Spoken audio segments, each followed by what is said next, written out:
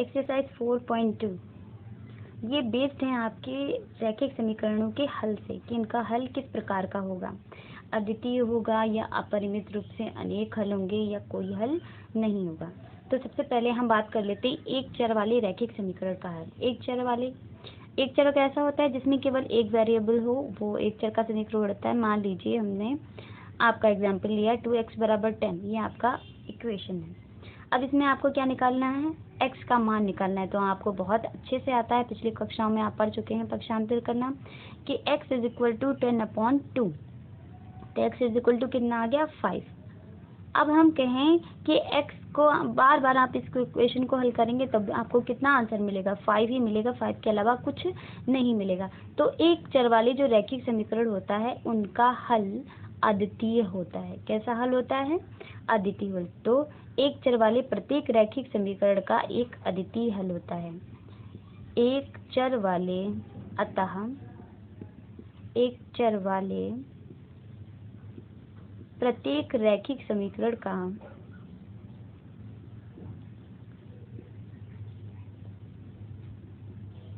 एक अद्वितीय हल होता है। एक अद्वितीय हल होता है। ये हो गया आपका एक चर में। अब बात कर लेते हैं दो चर की। यहाँ पे इसको नोट कर लीजिएगा, दो चर वाले रैखिक समीकरण का हल। एग्जाम्पल आपका चेंज हो जाएगा क्योंकि आपको दो चर में लेना है। तो दो चर में मान लीजिए हमने ले लिया 2x + y = 7। तो यहाँ पे सबसे पहले हम क्या करेंगे, अगर x का मान कुछ भी रखते हैं तो y का मान हमें दूसरा प्राप्त होगा। तो हम सबसे पहले इसको x के पदों में इसको चेंज कर लेते हैं। तो y बराबर 7 - 2x हमने इस तरीके से निकाल लिया। ऐसा करने से हमारा सोल्यूशन आसान हो जाता है। मतलब एक ही वेरिएबल इधर रखो, बाकी को ट्रांसफर कर दो दूसरी तरफ। तो अगर हम यहाँ पे x बराबर 0 तो y रखें तो y का कुछ मान मिलेगा, x बराबर 1 रखें तो y का कुछ अलग मान मिलेगा। तो जब आप मान रखते हैं x बराबर 0 रख दो तो y बराबर क्या आएगा 7 माइनस 0 से जब 2 में गुणा करेंगे तो कितना आएगा 0, यानी कि y बराबर कितना आया 7। तो x बराबर 0 पर y बराबर कितना आया 7। तो आगे 0 इसलिए लिखा क्योंकि पहला वाला जो कोऑर्डिनेट होता है वो x का होता है, दूसरा वाला y का होता है, x y। तो जो इसके हल प्राप्त हुए हैं वो 0,7 प्राप्त हुए हैं। ठीक है, अब जरा हम x बराबर, इसका हल क्या प्राप्त हुआ 0,7। अब x बराबर जरा 1 रखिए। तो x बराबर 1 रखने पर हमें क्या मिलेगा, y बराबर 7 माइनस और 2 1 जा 2, यानी कि y बराबर 5। x बराबर दूसरा क्या मिला, x बराबर 1 पर y बराबर 5। इसी तरह हम 2 रखें, 3 रखें, 4 रखें, हमें अलग अलग मान प्राप्त होते जाएंगे। तो इसका क्या हो गया, इसका मतलब है कि दो चर वाले रैखिक समीकरण का, दो चर वाले रैखिक समीकरण के अपरिमित रूप से अनेक हल होते हैं। समीकरण का अपरिमित रूप से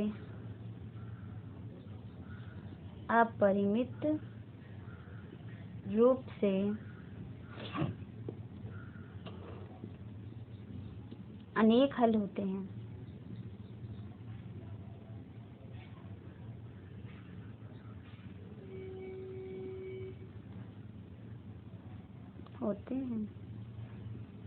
समीकरण के, ठीक है, नोट कर लीजिएगा। अब एक्सरसाइज हम देखिए 4.2। तो 4.2 का पहला क्वेश्चन है, निम्नलिखित विकल्पों में कौन सा विकल्प सत्य है और क्यों। तो देखिए पहला क्वेश्चन है, ये एक आपको दे रखा है y बराबर 3x + 5 और पूछा है कैसा हल होगा, एक अद्वितीय हल होगा। आपको पता है अद्वितीय हल केवल एक चर वाले का होता है। यहाँ पे कितने चर हैं, दो चर हैं, तो अद्वितीय हल तो होगा नहीं। केवल दो हल हैं। दो हल का अर्थ हुआ कि x बराबर आपने पहले 0 रखा, फिर x बराबर 1 रखा, तो y के दो अलग मान प्राप्त हुए।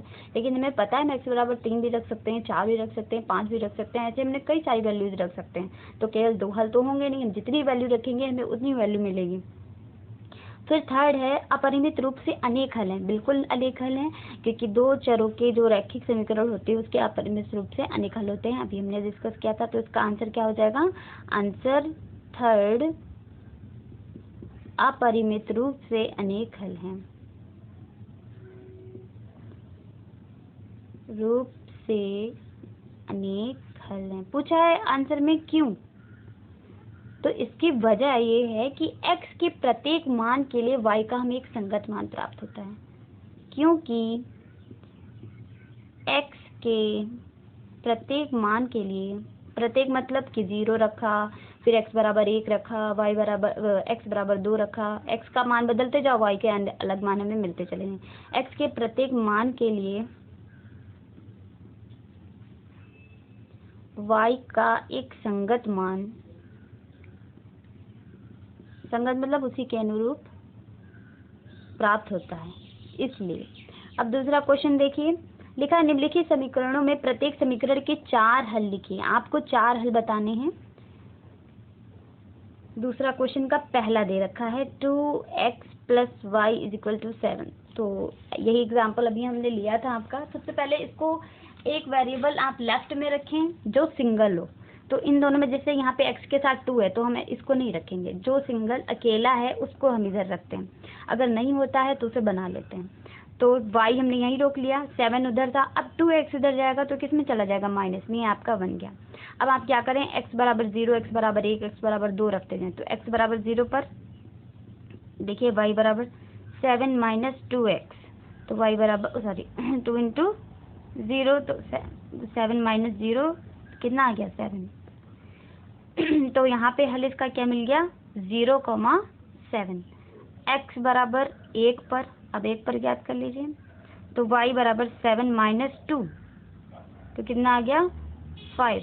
यानी कि 1 रखने पर कितना मिला, 5। 2 हल हमें प्राप्त हो गए हैं।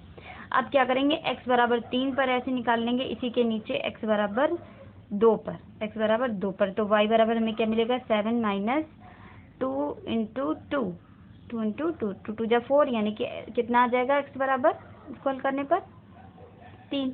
तो x बराबर 2 पर कितना मिला, 3। फिर ऐसे ही यहाँ पे x बराबर 4 पर 3 पर x बराबर 3 रखने पर इसका मान निकालेंगे। ये आपके क्या हो जाएंगे, इसके हल हो जाएंगे। ये तो सिंपल था।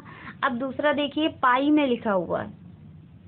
दूसरा है इसका पाई x + y = 9। तो हमें पता है कि हमने कहा था एक को इसके साथ पाई, x के साथ पाई है तो इसको नहीं, इसको दूसरी तरफ ले जाएंगे, और y सिंगल है तो y को इधर रखेंगे। तो 9 - पाई x। अब देखिए x बराबर आप 0, 1, 2, 3, 4 ऐसे रखते जाइए। हमें 4 निकालना है तो 0, 1, 2, 3, सिर्फ 3 तक रखेंगे। x बराबर 0 रखने पर तो y बराबर कितना आएगा, 9 - पाई की जब 0 से गुणा करेंगे तो 0 हो जाएगा, यानी कि y बराबर 9। तो इसका जो पहला कोऑर्डिनेट आया वो है x बराबर 0 पे y बराबर 9। दूसरा x बराबर 1 रखने पर इसको हाईलाइट कर देंगे ऐसे, या ब्लैक पेन से इस वाली लाइन को लिख देंगे। x बराबर 0 रखने पर x बराबर 1, और बाकी नीले पेन से। तो x बराबर 1 रखने पर आपका क्या आएगा, y बराबर 9 - पाई की 1 से मल्टीप्लाई करेंगे तो पाई आएगा। तो यही इसका मान आएगा, यानी कि और इससे ज़्यादा यह हल नहीं हो सकता, क्योंकि पाई की वैल्यू अब क्या रखेंगे, इतना ही रख दीजिए ज़्यादा। तो x बराबर 1 पर y की वैल्यू कितनी आई, 9 - पाई।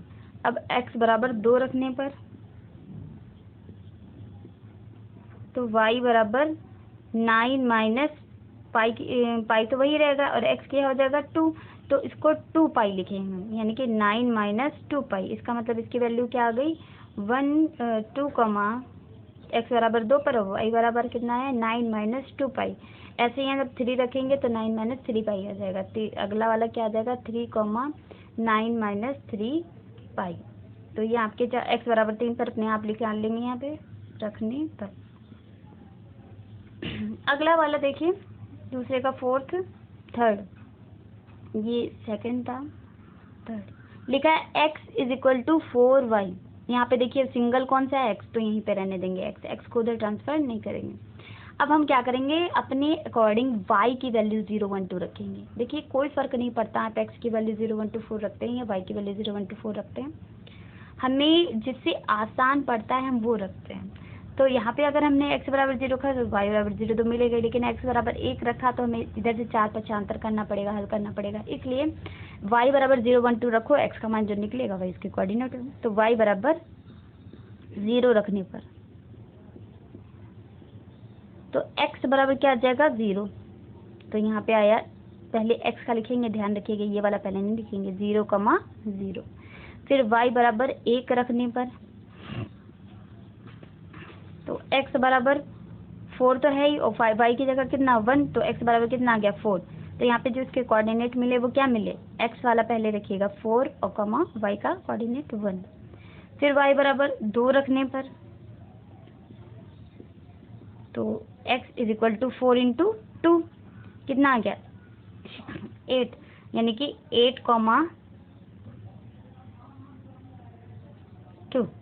ऐसे ही y बराबर 3 रख लीजिएगा। अब क्वेश्चन नंबर 3 देखिए, लिखा है बताइए कि निम्नलिखित हलों में कौन कौन समीकरण x minus 2y is equal to 4 के हल हैं, कौन नहीं। और आपको दे रखा है पहला 0 का मध्य, आपको चेक करना है कि ये इस समीकरण का हल है। कैसे चेक करेंगे, बहुत आसान, जो आपके कोऑर्डिनेट दे रखे हैं उसको आप अप्लाई कर दीजिए अपनी इक्वेशन में। कैसे, हमें पता है कि पहला वाला कोऑर्डिनेट x का होता है, दूसरा वाला y, यानी कि जहाँ जहाँ x है वहाँ आप कितना रख दें 0, और जहाँ y है वहाँ कितना रख दें 2। अगर रखने पर लेफ्ट और राइट इक्वल बराबर आ जाते हैं तो ये समीकरण का हल है। अगर बराबर नहीं आते हैं तो ये समीकरण का हल नहीं है। चलिए रखते हैं, तो हमारा पास है 2y इक्वल टू 4, x की जगह पे 0 और y की जगह पे 2 इज इक्वल टू 4, तो ये आ गया -4 इज इक्वल टू 4, जो कि इक्वल नहीं है। तो क्या लिख देंगे 0,2 समीकरण का हल नहीं है। बराबर नहीं है तो नहीं है, अगर बराबर आ जाता तो हल होता। दूसरा देखिए, दूसरा है 2,0 और समीकरण है हमारे पास x minus 2y is equal to 4। तो देखिए x की जगह पे कितना रखना है 2, माइनस y की जगह पे कितना रखना है 0। तो जब हम 2 इंटू 0 करेंगे, 2 इंटू 0 तो 0 ही हो जाएगा, यानी कि 2 इज इक्वल टू 4। तो ये भी क्या हो जाएगा, आपका समीकरण का हल नहीं है, क्योंकि ये नॉट इक्वल। तो लिखेंगे हल नहीं है, समीकरण का पूरा लिखेंगे हल, समीकरण का हल नहीं है। अगला देखिए 4,0 थर्ड 4,0, तो जरा रखिए x minus 2y is equal to 4, x की जगह पे 4 रखना है, माइनस y की जगह पे 0 रखना है, बराबर 4 माइनस इसको गुणा करेंगे 0 4, तो 4 इज इक्वल टू कितना आ गया 4।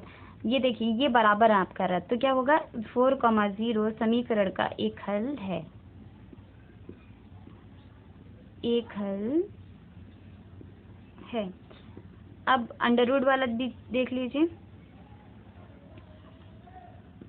और फिर अपने आप करेंगे 1,1 अंडर रूट 2, 4 अंडर रूट 2, ये आपको कोऑर्डिनेट से रखे हैं, x की जगह पे अंडर रूट रखना है और y की जगह पे 4 अंडर रूट 2 रखना है। तो under root 2 minus 4 under root 2 is equal to 4।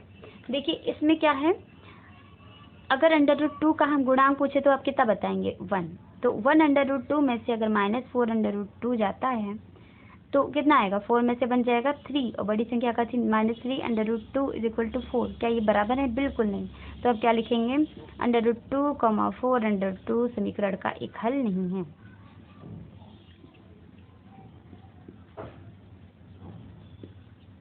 नहीं। अगला क्वेश्चन जो कि लास्ट क्वेश्चन है एक्सरसाइज का 4.2 का फोर्थ क्वेश्चन, k का मान ज्ञात कीजिए जबकि x इज इक्वल टू 2, लिखा है k का मान ज्ञात कीजिए जबकि x is equal to 2, y is equal to 1, और समीकरण दे रखी है 2x plus 3y is equal to k, और लिखा है का एक हल है, दे रखा है कि इसका हल है। अगर हल है तो इसका मतलब है का आपका लेफ्ट और राइट बराबर आ रहा होगा। तो आपको क्या करना है, डायरेक्टली जो वैल्यूज दे रखी हैं वो पुट कर देनी है इसमें। तो 2 इंटू एक्स की जगह पे 2 plus 3 into 1 is equal to k, तो 2 या 4 प्लस 3 इज इक्वल टू के, 7 इज इक्वल टू को इसको पलट कर दीजिए, के इज इक्वल टू 7। बस हो गया आपका आंसर, एक्सरसाइज कंप्लीट।